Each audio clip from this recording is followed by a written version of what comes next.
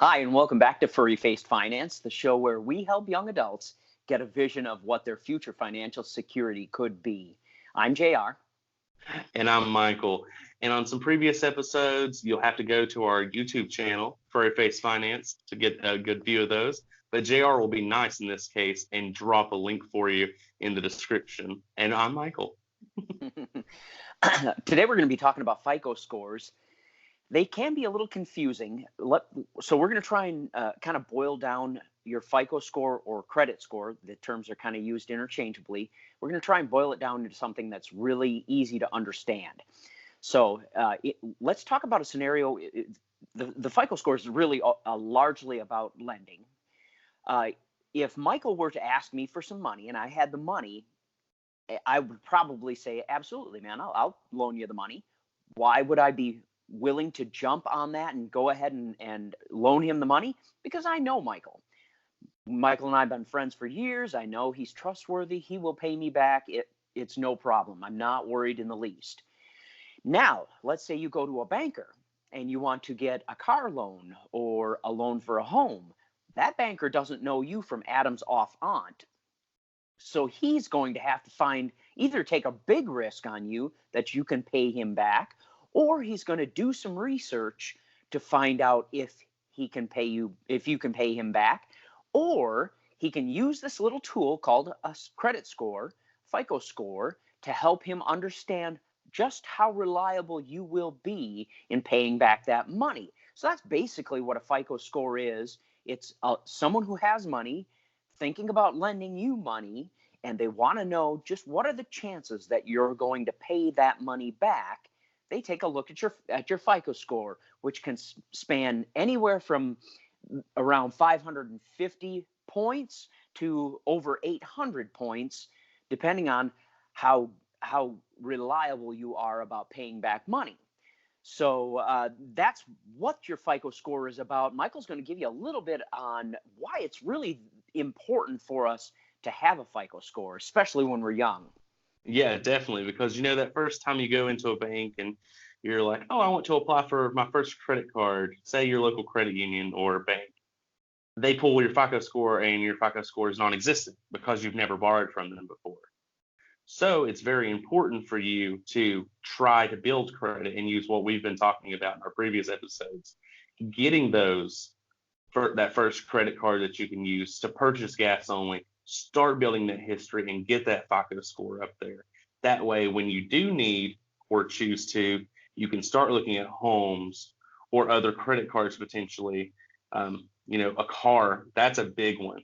If you ever want to be able to get your own car without a cosigner, a parent, guardian, spouse, whatever the case may be, you need to have a good FICO score. And that's going to keep your interest rate low on any loan that you take out because they see, oh, yeah, they're going to pay. Because that, as a person that looked at credit scores for a living for a while at my previous employer, that was the big questions were, can they pay me? Will they pay me?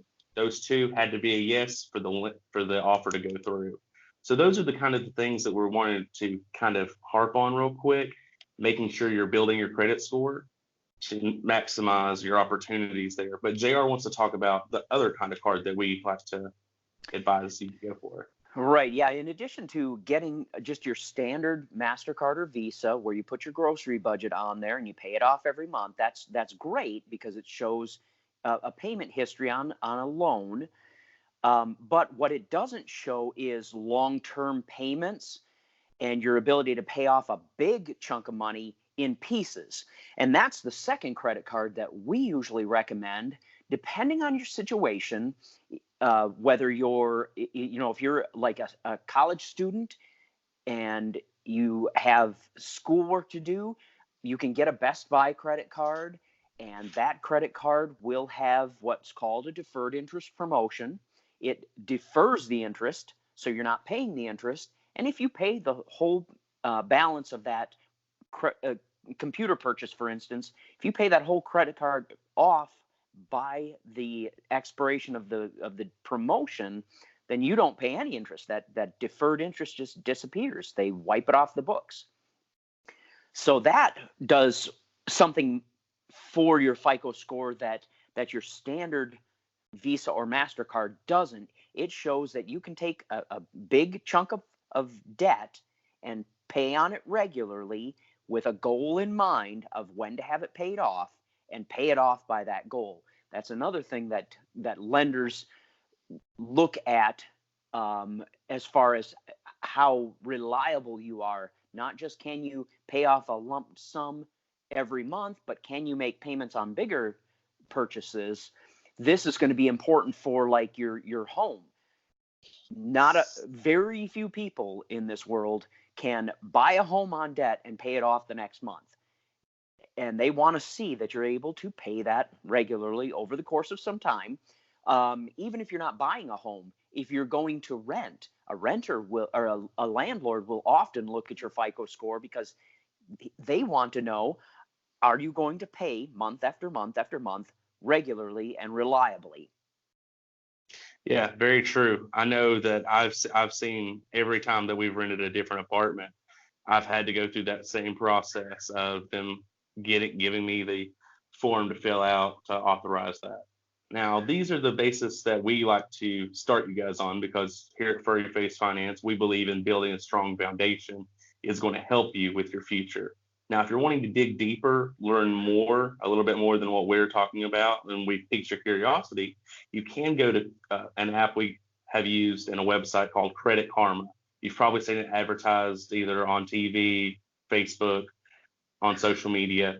Basically, they will give you some cards that they offer. They'll give you some good tips on how to build your credit, help your utilization. It's free and you get to check the score. I will warn you, in my experience, the credit score on Credit Karma is not, I've seen it as far off as about 70 points from when I went to get a loan versus when it's there.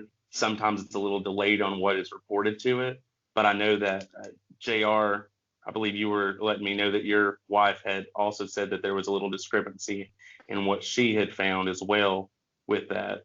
But we just want to kind of let you know, we're not sponsored by Credit Karma or Best Buy. These are just us giving you our opinions of what we feel like is going to build your best foundation. Right. Yeah.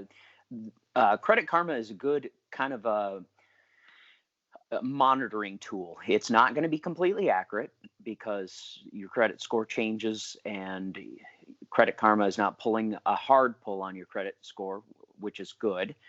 So it's not going to be extremely accurate, but it's a good tool to use if you're getting started. And it's kind of fun to just sit there and watch it grow and watch it get bigger and know that you're on the right track.